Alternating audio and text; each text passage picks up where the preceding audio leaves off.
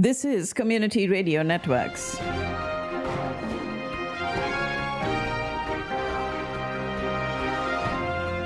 Today is Wednesday, the 12th of June, and we have all the information that you need to take on this day today. And it's all coming up for you right here on Community Radio Networks. We'll have the financial news coming up for you, some stories from the annals of history that happened on the 12th of June, your social calendar. But first, we'll start with the world news coming up next. This is Community Radio Networks, the world news read by Shabnam Matgil. Hamas has responded to the US-backed proposal for a ceasefire in Gaza, saying it wants some amendments on the deal. The militant group's reply apparently fell short of an outright acceptance that the US has been pushing for, but kept negotiations alive over an elusive halt to the 8-month war. Hamas said it gave mediators its reply to the US-backed proposal for the ceasefire in Gaza, seeking some amendments on that deal. And the foreign ministers of Qatar and Egypt, who have been key mediators alongside the United States, confirmed that they had received Hamas's response and said mediators were studying it. Hamas has said its positive response to the U.S. ceasefire plan for the 8-month-old Israeli offensive in the Gaza Strip opened a wide pathway to reach an agreement, but the outlook was uncertain as neither the Palestinian group nor Israel publicly committed to a deal. U.S. Secretary of State Antony Blinken had touched down in Doha for talks with key mediator Qatar after Hamas gave its response to a U.S.-led proposal for the ceasefire in Gaza. He's on a 4-country swing around the Middle East to push Hamas to accept the truce plan, and will be meeting with the top leadership in the gas-rich Gulf state, which has transmitted messages to the Palestinian group. A United Nations inquiry into the first few months of the war in Gaza has found both Israel and Hamas committed war crimes and grave violations of international law in the body's first in-depth investigation into the October 7th attacks and the ensuing conflict. UNICEF has said that almost 3,000 children have been cut off from treatment, stating that the number equates to approximately 3/4 of the 3,800 children who are receiving life-saving care in the south of the besieged Strip ahead of the escalating conflict in Rafah. The conflict in the Middle East has led to a 155% increase in grave violations against children. The World Council of Churches is urging all parties involved in this conflict to immediately commit to a permanent ceasefire. Israeli forces, meanwhile, have launched raids on the towns of Markaba, Al-Adisa, and Deir Syriam in southern Lebanon. Lebanese group Hezbollah, meanwhile, said it targeted Israeli spy equipment in the Rawasat al-Alam site in the Kafr Shuba Hills. An Israeli strike on southern Lebanon has killed a senior Hezbollah commander, and a merchant ship issued a distress call after being struck in the Red Sea off Yemen, a security firm has said in what appeared to be the latest attack by Iran-backed Houthi rebels. The ship was hit about 68 nautical miles southwest of the rebel-held port city of Hodeidah. Meanwhile, here in the United States, a federal jury yesterday found Hunter Biden guilty of 3 gun-related felony charges, the first conviction of a child of a sitting U.S. president. The 54-year-old son of President Joe Biden faces up to 25 years in prison, though he's likely to receive a lesser punishment as a first-time offender. Sentencing is expected in 4 months, and the conviction comes after a plea deal to avoid indictment fell through last summer. A jury yesterday found President Biden's son Hunter guilty of making false statements on a gun background check and of illegally possessing a firearm. U.S. District Judge Noreka has set no date yet for the sentencing, and defendants who are found guilty in Delaware federal court are typically sentenced within 120 days of their conviction. That would lead it no later than about a month before the November 5th U.S. presidential election. After deliberating for approximately 3 hours over 2 days, jurors in Wilmington, Delaware, reached this guilty verdict against Hunter Biden, found guilty on all 3 felony counts connected to his purchase of a revolver in 2018. Prosecutors claim that the president's son lied on the mandatory gun purchase form, that he was neither unlawfully using drugs nor addicted to them. Shortly after the news broke that he was found guilty, President Biden released a statement similar to his past statements on that situation. And he said, I quote, "As I said last week, I am the president, but I am also a dad," he began. "Jill and I love our son, and we are so proud of the man he is today. So many families who have loved one's battle addiction understand the feeling of pride, seeing someone you love come out of the other side and be so strong and resilient in a recovery." Hunter Biden's guilty verdict comes days after the attorney claimed nothing on the form about the definition of a user and that Hunter's drug use did not start until later. The conviction shook the close-knit Biden family. President Biden changed his plans and flew to Wilmington to be with his son, who met him on the tarmac of the airport and embraced him with a hug. And despite the brave faces father and son put forth publicly yesterday, the road forward may only get more difficult for both men, personally, politically, and legally. President Biden addressed gun safety and his administration's steps to reduce gun violence in a speech yesterday at an annual conference on the issue, just hours after his son was found guilty on gun-related charges by a federal jury in Delaware. Elections across 5 states yesterday were largely low-turnout affairs, but they'll help shape the future of Congress. Voters who cast their ballots helped select a new U.S. representative in Ohio, picked battleground contenders whose races could help determine control of Congress in 2025, and settled safe seat grudge matches in a long-running fight over the makeup of the House GOP conference. But there was one constant across the Republican primaries: Trump remains the kingmaker. Some of the races last night already drawing high levels of spending, including the huge Senate race between Democratic Senator Jackie Rosen and Republican Sam Brown in Nevada, and a trio of battleground House seats in the state. Former President Trump is shooting down the ridiculous idea, as he said, that he could push for mandatory military service if he wins re-election this year, and slamming a Washington Post article on the issue as an effort to damage him with voters. Fred C. Trump III is sharing all the details about his family in an upcoming memoir. The nephew of Donald Trump, who's 62 years old, is discussing his ties and separations from the Trump family in his new memoir called All in the Family, The Trumps and How We Got This Way, which is set to release on the 30th of July. 3 groups representing older Americans have this morning endorsed Democrat Joe Biden for a second term as president, as the Biden campaign works to build on existing support among seniors and help offset weaker backing among Black and Latino voters. The United States will send Ukraine another Patriot missile system, according to 2 U.S. officials answering Kyiv's desperate calls for more air defenses as it battles an intense Russian assault on the northeastern Kharkiv region. Amid signs that Americans are tiring of sending weapons to Ukraine after 2 years of war, President Biden this week huddling with other world leaders in search of new ways to get aid to the country as it struggles to fend off Russia's invasion. President Biden will participate in a 3-day meeting in Italy of the Group of 7, or G7, the organization formed by the world's largest industrialized nations, where a major topic will be tapping $300 billion worth of frozen Russian assets to strengthen Ukraine on the battlefield. Biden and his counterparts largely agree about the merits of seizing Russian assets to help underwrite Ukraine's efforts, though there is friction about how best to go about it. Ukrainian President Zelensky and German Defense Minister Boris Pistorius have been to see Ukrainian troops being trained to use the Patriot air defense system. The two visited a military training area in northern Germany yesterday, and the exact location not disclosed for security reasons. Zelensky had arrived in Berlin, where he took part in an international reconstruction conference for his country and then gave a speech in the Bundestag. German Chancellor Olaf Scholz has expressed cautious optimism about a peace conference for Ukraine being held in Switzerland later this month. And Hungary agreed not to veto NATO support for Ukraine, but Prime Minister Viktor Orbán insisted that his government would provide neither funds nor military personnel for any joint assistance effort. Muslim pilgrims have been streaming into Saudi Arabia's holy city of Mecca ahead of the start of the Hajj later this week, as the annual pilgrimage returns to its monumental scale. Saudi officials say more than 1.5 million foreign pilgrims have arrived in the country yesterday, and the vast majority by air from across the world. More are expected, and hundreds of thousands of Saudis and others living in Saudi Arabia will also join them when the pilgrimage officially begins this Friday. Saudi officials have said they expect the number of pilgrims this year to exceed last year's, when more than 1.8 million people performed Hajj.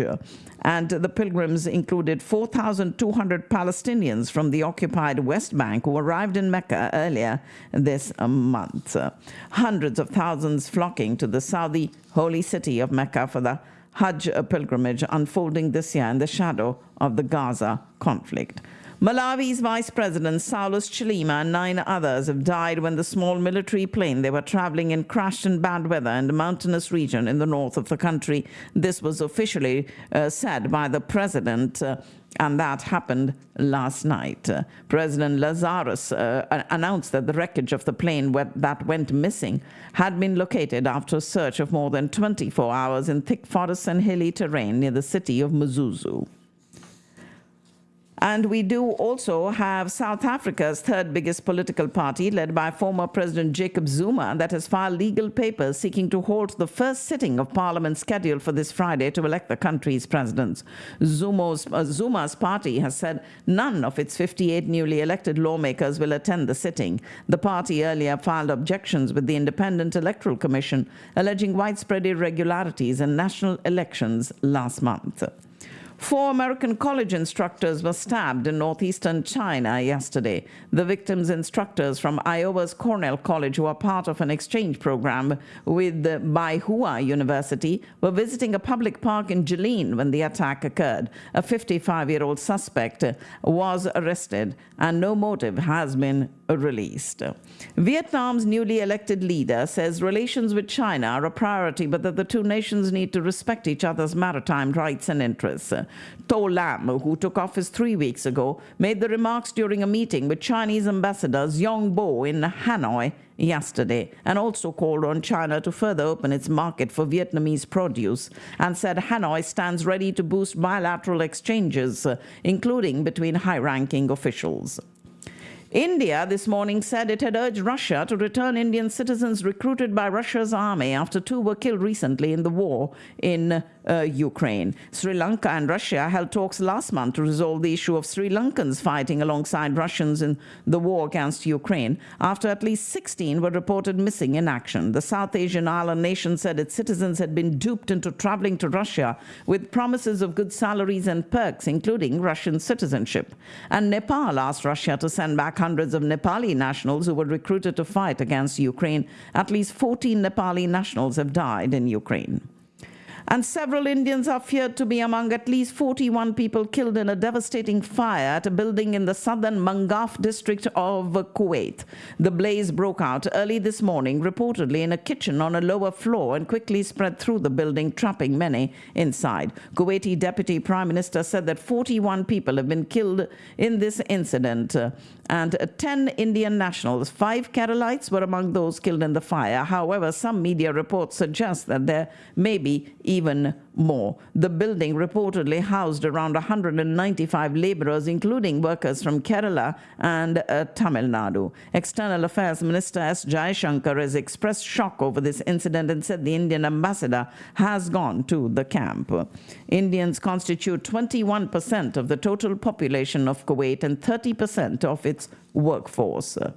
Prime Minister Modi will depart tomorrow for Italy to participate in the 50th G7 summit, and during his visit he is expected to hold a bilateral meeting with Italy's Prime Minister Giorgia Meloni. This will be the Prime Minister's first overseas trip after assuming office in his 3rd consecutive term. At the invitation of Prime Minister of Italy, Prime Minister Modi traveling to Italy tomorrow to participate in the 50th G7 summit, which is to be held there on the 14th, where India has been invited as an outreach country. Nara Chandrababu Naidu, the Telugu Desam Party Supremo, became the 18th Chief Minister of Andhra Pradesh today, took the oath of office in the presence of Andhra Governor Abdul Nazir and former Telangana Governor Tamilsai Sundarajan. Prime Minister Modi, Union Home Minister Amit Shah, Union Ministers J.P. Nada and Bandi Sanjay Kumar, along with other leaders, attended this swearing-in ceremony. He led the TDP, BJP, Janasena National Democratic Alliance to a big win in both the Assembly and parliamentary elections. Andhra Pradesh's Governor Abdul Nazir administered the ceremony for Naidu. And the swearing-in ceremony of the Janata Maidan at the Janata Maidan is expected to be a grand affair, with Prime Minister Modi and several union ministers and chief ministers from BJP-ruled states in attendance.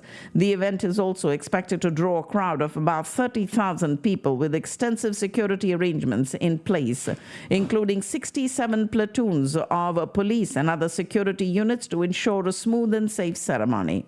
Odisha's Chief Minister-designate Mohan Charan Majhi called on the outgoing Chief Minister and Biju Janata Dal Chief Naveen Patnaik today ahead of the swearing-in ceremony. A four-time MLA and a prominent tribal leader, he's taking over after senior state leaders joined the union government.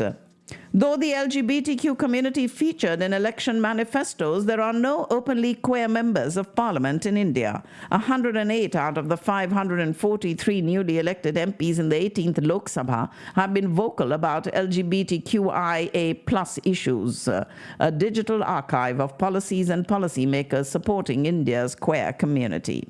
Leading up to the elections, LGBTQ issues featured on the manifestos of parties from the India bloc, such as Congress, CPIM, and the NCP, all three parties part of the India bloc. The Supreme Court had dismissed a review petition by Muhammad Arif on the 3rd of November last year, affirming the death penalty awarded to him in the case. President Murmu rejects the mercy plea of the LET terrorist Muhammad Arif, convicted in 24-year-old Red Fort attack case. The mercy petition of Pakistani terrorist Muhammad Arif, alias Ashfaq, convicted in the nearly 24-year-old Red Fort attack case, has been rejected by President Draupadi Murmu, and the Supreme Court has dismissed the review petition, affirming the death penalty awarded to him in that case. Prime Minister Modi thanked the Sharif brothers for their congratulatory messages on him becoming the premier for a third time. And it is India's batting chiefs who would want to unchain themselves from the vagaries of a much maligned drop-in track and chance their arms freely against an impressive but inexperienced USA in their Group League game of the T20 World Cup in New York today. India, who are classified as A1, need just one more win to ensure their Super 8th berth, and despite the two-pace nature of the Nassau County track, they wouldn't like a repeat of the match against Pakistan, where they lost their last 7 wickets for 28 runs. T20 World Cup 2024, India versus USA today. Cricket might be as foreign to most Americans as driving on the left-hand side. However, with Monank Patel's men doing an unthinkable against Pakistan at the grandest stage in Dallas, fans and followers of the US 8 would expect the co-hosts to punch above their weight against Rohit Sharma's Team India in the T20 World Cup today. Billed as an India versus mini-India clash, the outcome of match number 25 of the ICC event will end the unbeaten run of either the 2007 world champions of the newest giant killers in T20I cricket. Unbeaten India and the USA have everything to play for in the Group A showdown at the Nassau County International Cricket Stadium today. Considered as one of the biggest upsets in the T20 World Cup, USA upstaged India's rivals Pakistan to strengthen its bid for the Super 8 stage of the ICC tournament. Now, it goes without saying that USA are not favorites against India in the upcoming World Cup encounter. However, the same side met Pakistan as the underdogs at the T20 World Cup and stunned the entire cricket fraternity. USA have the same number of points as India in the Group A standings after 2 matches, and the co-hosts have outclassed Canada and Pakistan before taking on leaders India on Long Island today. Fresh from an impressive win over Pakistan, Rohit Sharma's Team India is 1 win away from punching their tickets for the Super 8 stage of the T20 World Cup.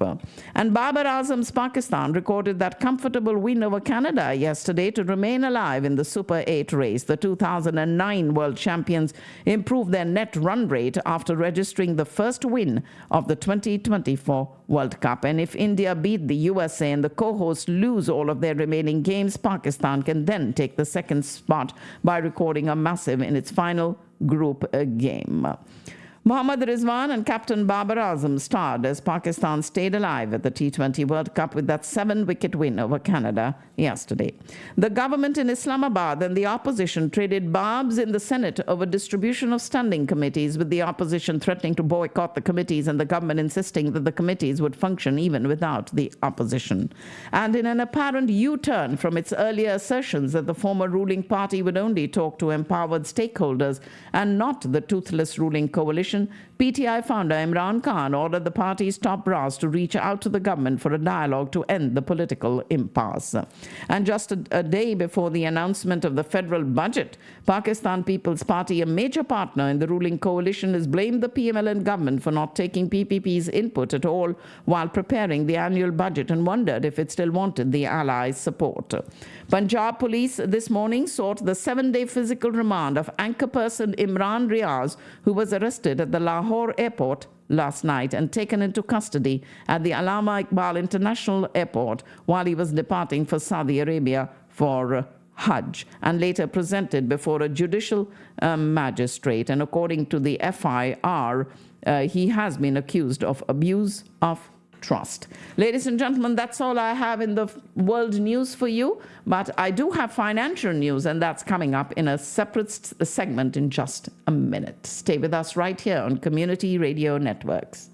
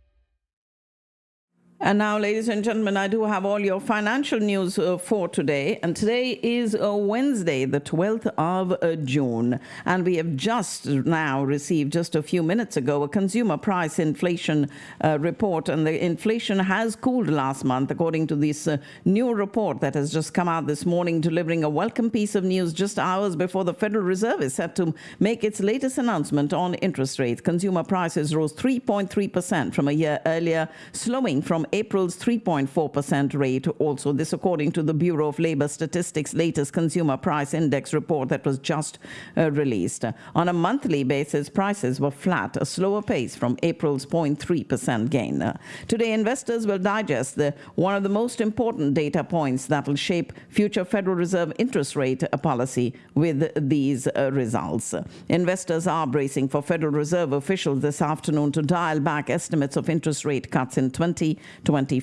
U.S. stock futures trudged higher today before this significant day for the U.S. economy that's going to provide that has just provided the latest snapshot of the state of inflation. And then later this afternoon, we'll know the latest signal on the path of interest rates.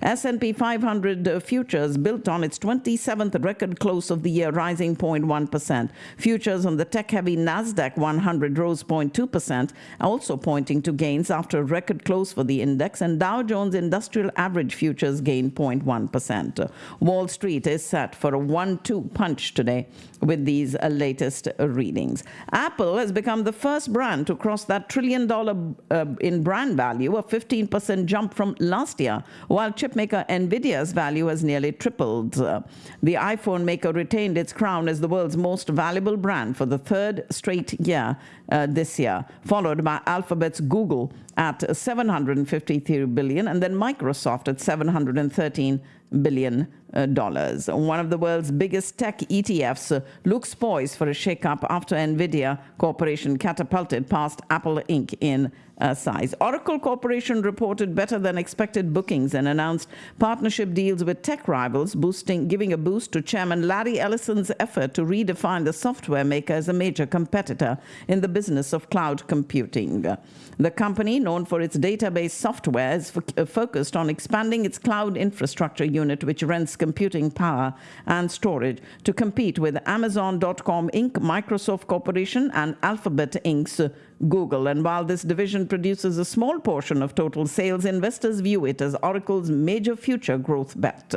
GameStop said it had completed an at-the-market equity offering of its shares to raise roughly $2.14 billion in gross products, days after the meme stock influencer Keith Gill's first live stream in 3 years. And shares of the video game retailer, which has been at the center of the meme stock frenzy, rose more than 5% on this news before reversing course to fall 1.6% in volatile extended trading. Paramount Global shares fell further today after Shari Redstone, who controls Paramount through her family's holding company National Amusements, ended the merger talks with Skydance Media. The stock was over 2% lower in pre-market trading after sinking nearly 8% yesterday. Boeing received orders for only 4 new planes in May, and for the second straight month, none for its best-selling 737 MAX, as fallout continues from the blowout of a side panel on a MAX during a flight in January.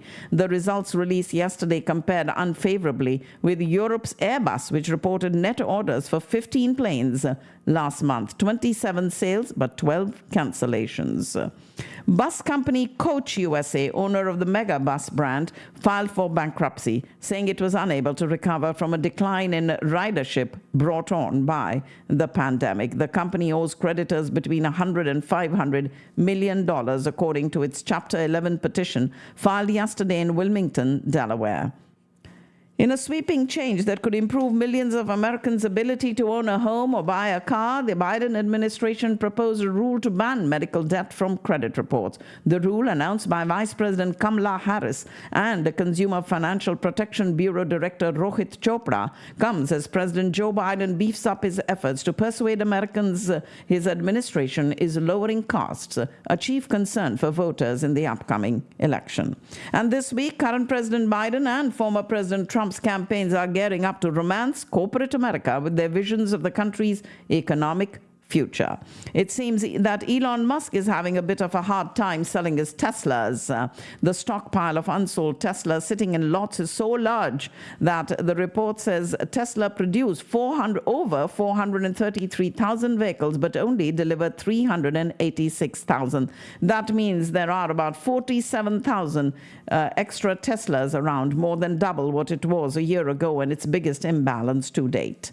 Automakers can dress up an electric vehicle and make it sound like the most exciting car to drive, but at the end of the day, American consumers just aren't interested. Only 18% of U.S. adults say they would be very likely to buy a new or used EV, down from 23% last year. After more than 6 months of an on-again, off-again talk, and confirming that there isn't a cure for Alzheimer's disease, the most common form of dementia in the U.S., but a third treatment for the condition is on its way to be approved by the U.S. Food and Drug Administration. It reporting that a group of 11 independent scientists advising the FDA gave a unanimous recommendation for the approval of donanemab during a meeting in Silver Springs, Maryland. This antibody treatment targets amyloid plaques, proteins that build up in the brain and are a marker of Alzheimer's. Twisted fibers, a protein called tau, are another marker. Nearly 7 million people in the U.S. have Alzheimer's disease, which causes loss of memories and cognitive abilities that interfere with daily life. The Food and Drug Administration has issued a recall for more than 29,000 cases of cookie dough in 21 states of a potential salmonella contamination. In this alert that was shared, the FDA said it was increasing its risk level for this recall, which was first initiated in May to a Class 2 level risk. And the bacteria, the salmonella, can be spread when food handlers don't wash their hands, surfaces, or tools properly between food preparation steps. And many states that have had this recall include Texas. The founder of animal rights organization PETA, or People for the Ethical Treatment of Animals, is celebrating her 75th birthday with a bold statement. Ingrid Newkirk will be driving through Chicago, once home to America's largest stockyards, in PETA's life-size pig transport truck, covered with images of real pigs crammed into crates on their way to slaughter, and the truck is known as Hell on Wheels. The long-delayed $16 billion rail tunnel project connecting New York and New Jersey has received the final nod from the federal government that it'll be receiving its $6.88 billion full funding agreement. Sometimes businesses know their clientele, and one Caribbean restaurant just outside of St. Louis is making it known that it only welcomes people over 30 who are grown and sexy, as they say. The restaurant in question is called Bliss and recently went viral for its strange age restriction that allows only women over 30 and men at least 35 in order for the owners to keep a client base for that atmosphere. With the summer travel season here, travel enthusiasts are eager to embark on long-awaited vacations despite a challenging economic landscape. And it is this survey which explored consumer spending habits, revealing a 2% year-on-year decline in travel spending on credit cards. Already a summertime road trip staple for many Americans across the South, a Texas convenience store chain has once again outdone itself. Buc-ee's opened its latest location in Luling, Texas this week and rewrote its own record for square footage. The new store, located 50 miles south of Austin, is being touted as the world's largest convenience store and features 120 gas pumps and 75,000 square feet of retail space. Families of the Uvalde school shooting victims have filed a lawsuit against FedEx and UPS, alleging the companies played a role in the massacre of the 19 children and 2 teachers. The lawsuit claims that FedEx and UPS violated state and federal laws as well as their own corporate safety standards by delivering a rifle and a Hellfire trigger device to the gunman. Plano Independent School District Board ratified a recommendation to close 4 schools in the district due to declining enrollment and a budget shortfall. One of the 4 is Davis Elementary, which hosts the regional day school program for the deaf and hard of hearing for Plano ISD and more than a dozen other school districts. Parents argue to the trustees that a culture to serve deaf children is not created at a snap of the fingers. But in the final vote, the school board kept Davis on its closure list along with Foreman Elementary School, Armstrong Middle School, and Carpenter Elementary School. And these 4 campuses will remain open through the 24-25 school year. An artist from Fort Worth has started painting a mural to celebrate events surrounding the Major League All-Star Games. The All-Star Game will be held at the Globe Life Field in Arlington on the 16th of July. And Juan Velasquez is painting this mural on the side of Arts de la Rosa Cultural Center on Main Street near the Fort Worth Stockyards. An open letter from Apple employees and shareholders demands that the tech giant stop matching employee donations to organizations with ties to the Israel military assault on the Gaza Strip and ongoing illegal settlement development in the West Bank. The letter, building on a previous demand by Apple employees for a ceasefire in the conflict, calls on the company to promptly investigate and cease matching donations to all organizations that further illegal settlements in occupied territories and support the IDF, the Israel Defense Forces. Mexico's president-elect set to inherit the world's top-performing currency. Instead, she's confronting a historic slump in the peso that's casting a pall over her early days in leadership. Claudia Sheinbaum struggled to address investor concerns that the ruling party's landslide election win will pave the way for measures to erode the judicial branch's independence and allow a slate of constitutional changes to be pushed through quickly. Who would have thought that Raspberry Pi and the maker of the tiny, cheap single-board computers would become a public company? Yeah, this is exactly what's happening. Raspberry Pi priced its IPO on the London Stock Exchange this morning at £2.80 per share, valuing it as £542 million or $690 million at today's exchange rate. The world is likely to have a major surplus of oil by 2030 as production is ramped up while the clean energy transition tempers demand. The International Energy Agency said that in its annual report this morning. Global demand is expected to level off at 106 million barrels per day towards the end of this decade, while overall supply capacity could reach 114 million barrels per day. The European Commission notified car makers today that it would apply additional duties of up to 38.1% on imported Chinese electric vehicles from next month, a move likely to draw possible retaliation from China. And Myanmar, once a thriving emerging economy, is struggling to regain momentum as the country's civil war increasingly disrupts trade and livelihoods.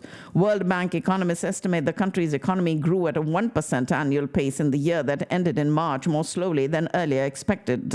They expect a similar rate of growth for this fiscal year also. In India, the stock market benchmarks closed in positive territory today, primarily driven by favorable global cues. Most major European and Asian markets rose today, fueled by optimism that the U.S. inflation data is going to show signs of easing, and it did in the report that just came out. And let's see what Federal Reserve Chair Jeremy Powell will provide insight into when rate cuts may begin in the U.S. Indian stock markets rallying and the Sensex surpassing the 77,000 mark and the Nifty 50 index hitting record high above 23,440. Hindustan Zinc share price saw a rally from 400 to 800 recently, and then after the stock underwent correction. Right from the beginning of the year 2024, GMR Airports Infrastructure share price has been consolidating in a broad range. And within 2 months of its launch, SpiceJet has discontinued its direct flights from Hyderabad to Ayodhya, and that because of less demand. The airline operated an Airbus A320 aircraft on this route and had its inaugural service in April. We do have passengers looking to travel from Hyderabad to Ayodhya on the airline facing a layover at Delhi's Indira Gandhi International Airport, resulting in a total flight time of 7 hours and 25 minutes. Market titans like Vijay Kedia and the Jhunjhunwalas are shifting their focus on startups. And Suzlon Energy, Vodafone Idea, HDFC Bank, and Infosys saw mutual fund buying increase in May. And prioritizing job creations and inclusive growth, PwC India chairperson advises Prime Minister Modi. The mutual fund sectors are going for investment at all times, and Indian shares are buckling up for the budget, and agriculture, housing, and fertilizers being the top drawers. Asha Kamboj is leading Aspect Global Ventures to new heights with vision and innovation, and Reliance Power shares zoom 26% in 3 days as the company turns debt-free on standalone basis. Go Digit shares have jumped 10% as recently listed firms announcing strong quarter results. The owners of Haldiram Snacks Private Limited are considering an IPO for the food producer and restaurant operator after plans to sell to foreign investors have stalled. The Agarwal family is contemplating a listing because bids in the range of $8 billion to $8.5 billion fell short of their valuation expectation of about $12 billion. A bunch of companies based in India's southern state of Andhra Pradesh have rallied hard this month after a politician from the region backed Prime Minister Modi to form a government. And Chandrababu Naidu, the chief of the regional Telugu Desam party, did emerge as the biggest ally after Modi's party lost its majority and was forced to rely on its partners to stay in power. And that has spurred speculation on the likely benefits that businesses in Andhra Pradesh could get from the new administration. An equal weight custom index of 20 companies that have significant operations in the state rallied, with some members jumping more than 50% in just 8 sessions. And shares of dairy products maker Heritage Foods, majority owned by Chandrababu Naidu's family, have surged. And as he gets sworn in as the chief minister today, we'll watch those shares coming up for you.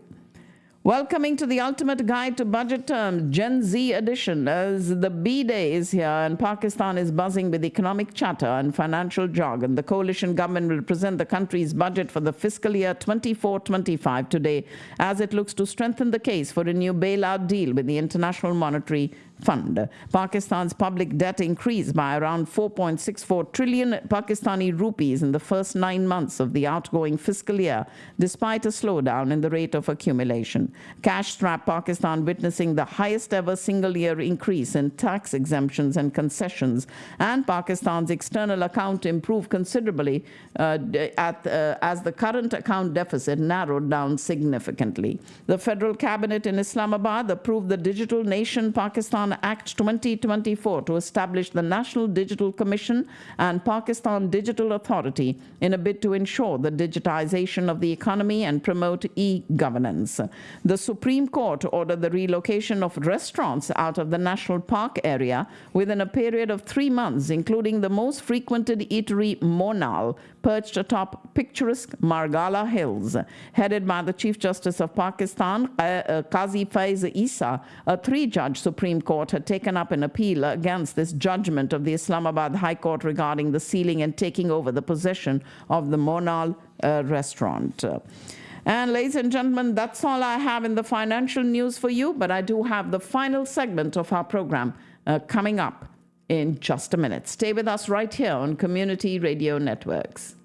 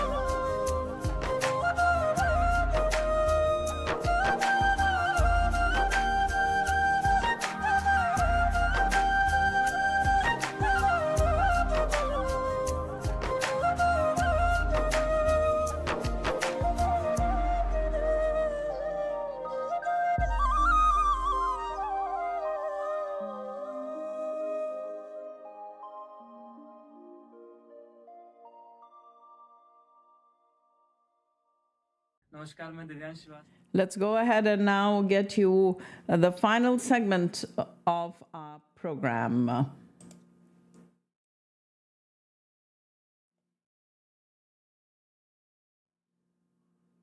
And in this final segment of our program, let's tell you first what the weather is going to be like here in the Dallas-Fort Worth area today, Wednesday, the 12th of June. Parts of North Texas saw a few showers overnight, but otherwise sunshine returns today with afternoon highs near 90 degrees. The low pressure over North Texas will be replaced with an upper-level high starting tomorrow through Father's Day weekend, and this will keep the rain at bay and cause temperatures to warm to slightly above average readings. Afternoon highs will reach the mid-90s tomorrow through Father's Day, with morning lows in the 70s, and the humidity won't be too bad though during the afternoon hours. Now our next weather change is over Florida. This area of disturbed weather will cruise westbound through the Gulf of Mexico over the next several days, and by early next week we should have widespread rain which will move into the Texas coast, and this will help increase humidity across our area here in North Texas. How far north this moisture travels is still yet to be determined. And we should see heat index values near 100 next week. What are the other stories from the annals of history that happened on today's date? Well, it was during the Spanish-American War that Filipino rebels led by Emilio Aguinaldo proclaimed the independence of the Philippines after 300 years of Spanish rule. Happened on today's date in the year 1898. And the first Bush president, George Herbert Walker Bush, is born in Milton, Massachusetts on today's date, the 12th of June in 1924. He served in the Navy during World War II and survived a harrowing ordeal when his torpedo bomber was shot down over the Pacific, drifted in the water for several hours until a U.S. submarine picked him up. Later awarded a Distinguished Flying Cross for bravery in combat. And after the war, he married Barbara Pierce, attended Yale University, worked in the oil business, and then devoted his life to public service. After serving 2 terms as a U.S. representative from Texas, he served in several diplomatic and intelligence capacities, including U.S. ambassador to the United Nations, chairman of the Republican National Committee, chief envoy to the People's Republic of China, and briefly as director of the CIA. And it was George Herbert Walker Bush who was born on today's date in the year 1924. And of course, he was the father of another president, George Walker Bush, and of Jeb Bush, the 2-term governor of Florida. Barbara Bush died in 2018 in Houston, and George H.W. Bush died also in 2018, a few months after his wife, also in Houston. And on the 12th of June in 1942, Anne Frank, a young Jewish girl living in Amsterdam, receives a diary for her 13th birthday. A month later, she and her family went into hiding from the Nazis. For 2 years, the Franks and 4 other families hid, fed, and cared for by genteel friends, and the families were discovered by the Gestapo, which had been tipped off in 1944. The Franks were taken to Auschwitz, where Anne's mother died. Friends in Amsterdam searched the rooms and found Anne's diary hidden away. Anne and her sister were transferred to another camp, where Anne died a month before the war ended. Her father survived Auschwitz and published Anne's diary in 1947 as The Diary of a Young Girl, and the book has been translated in more than 60 languages. Anne Frank received that diary on today's date in the year 1942. 6 days after the D-Day landing, the 5 Allied landing groups made up of some 330,000 troops link up in Normandy to form that single solid front across northwestern France. It was 4 days later, after a year of meticulous planning conducted in secrecy by a joint Anglo-American staff, that the largest combined sea, air, and land military operation in history began on the French coast at Normandy. The Allied invasion force included 3 million men, 13,000 aircrafts, 1,200 warships, 2,700 merchant ships, and 2,500 landing crafts.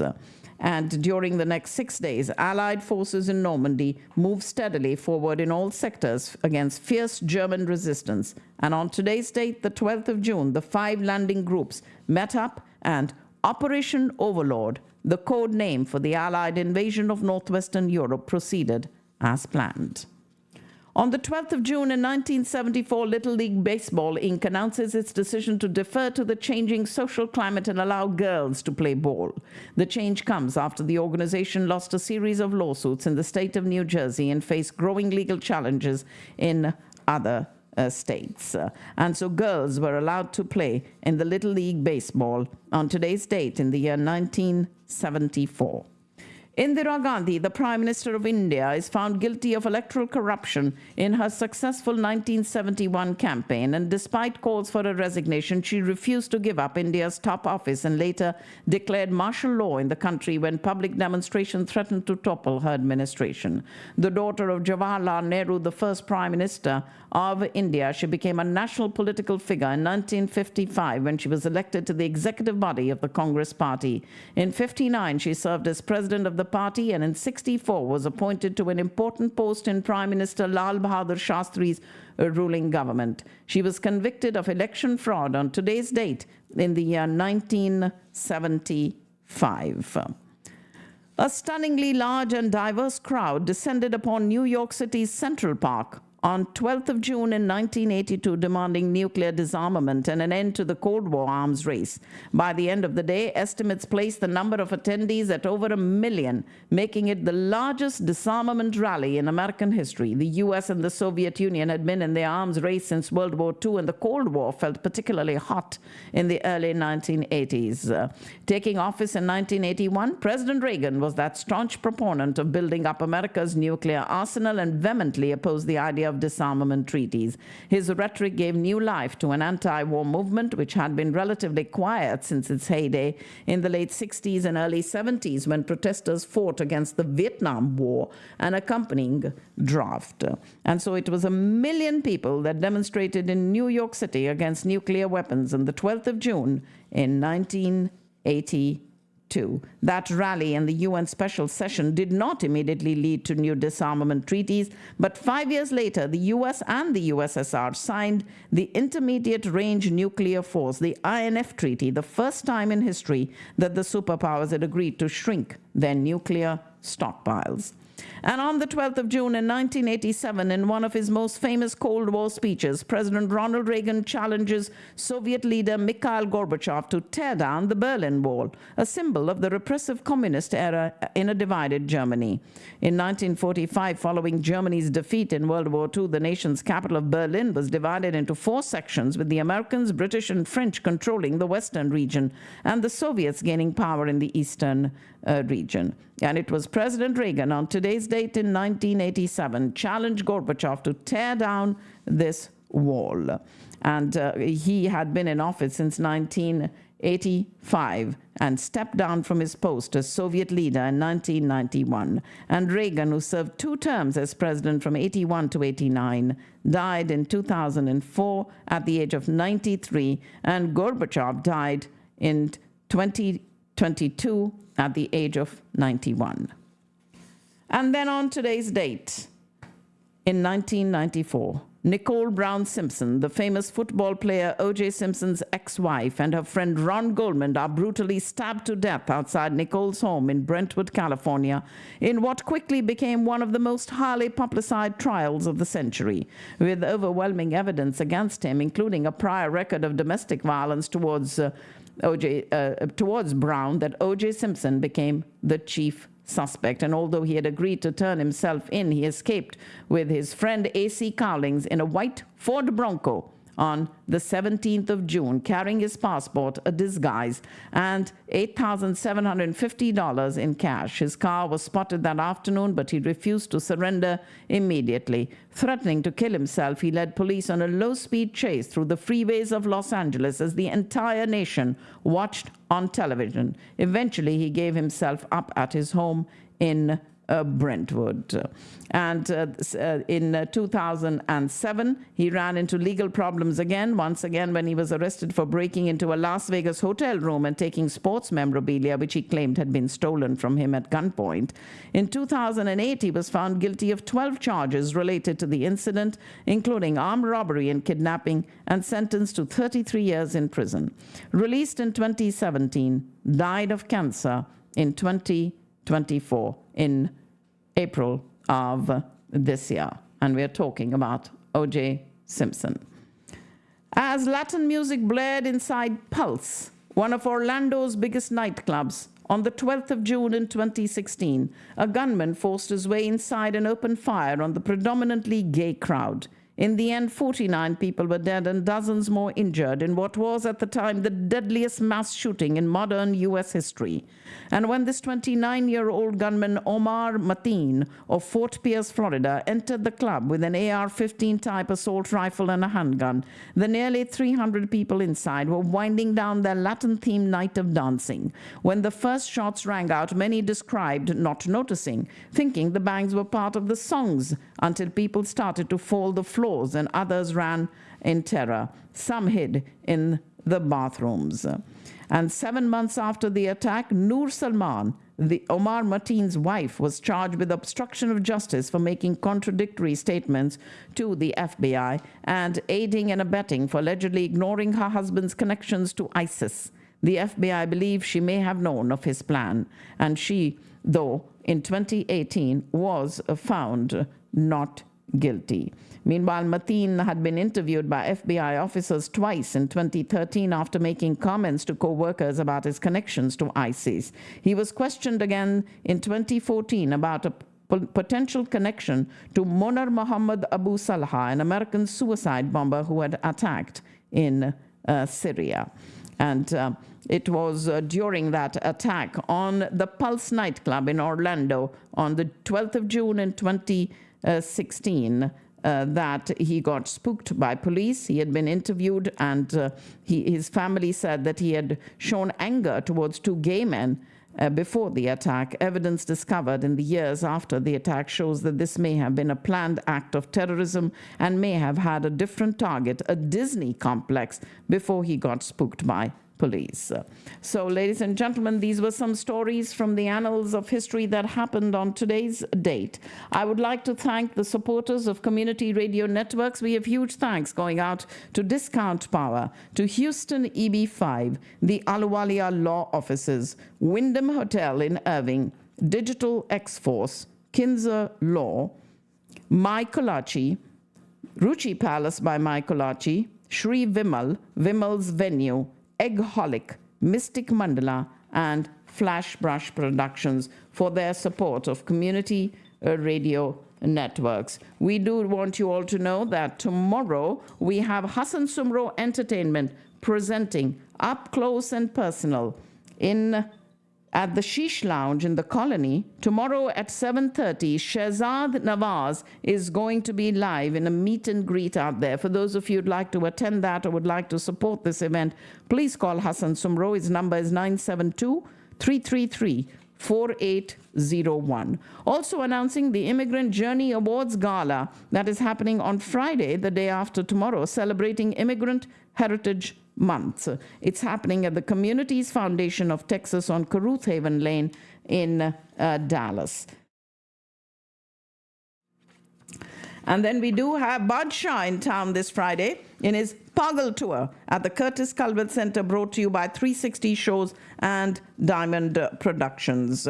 This event, you can get your tickets at the curtisculbertcenter.com. And then starting on Friday through the weekend, Friday, Saturday, and Sunday, the Vaishnav Sangh of Dallas are having the Srimad Bhagavad Gita Katha Maha Utsav at the DFW Hindu Temple, the Ekta Mandir in Irving. On Sunday, an hour of world meditation, healing the world with meditation, brought to you by the Brahma Kumaris. And let us together make efforts to be angels of peace by spending an hour sending thoughts of healing and peace for the whole world. It's World Meditation Hour from 6:30 to 7:30 in the evening this Sunday.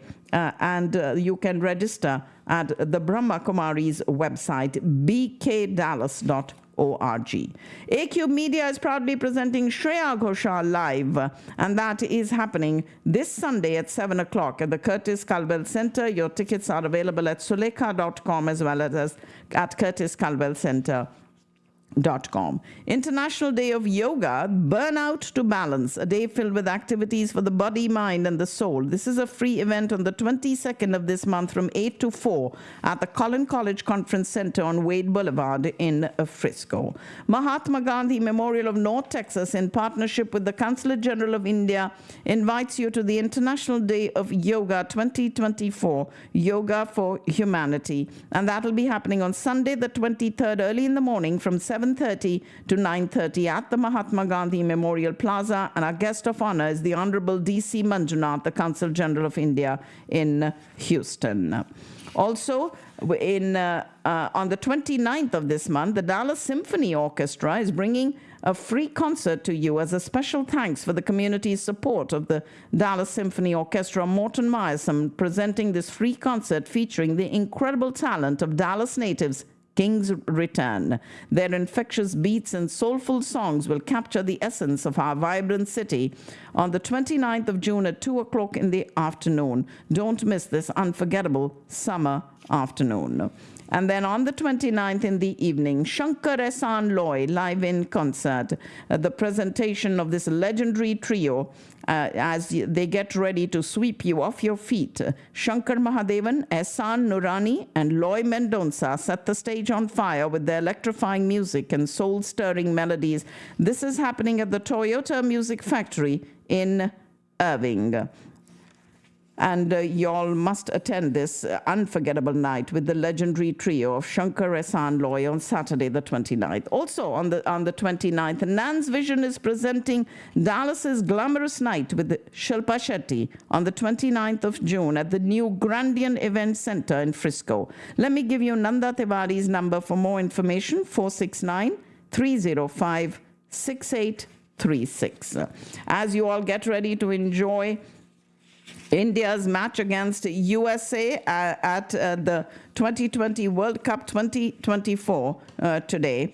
And we will then, of course, keep you updated on what's going on with the World Cup. And we have Salim Suleiman coming into town on the 3rd of July. That's the 4th of July long weekend.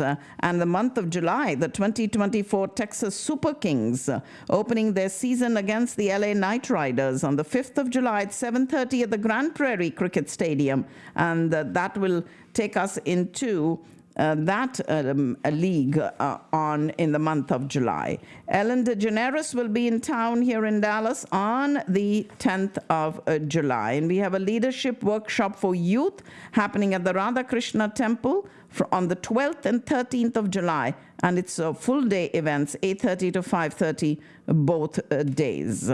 And we have some esteemed speakers that will be attending this one. Rohit Sharma's Cricket Academy is launching on the 14th of July. That hitman is coming to Texas on the 14th of July. Crick Kingdom Cricket Academy by Rohit Sharma making its grand debut in Dallas on the 14th of July. And if you need more information on that event, please call Shalu. Her number is 201-245-6299.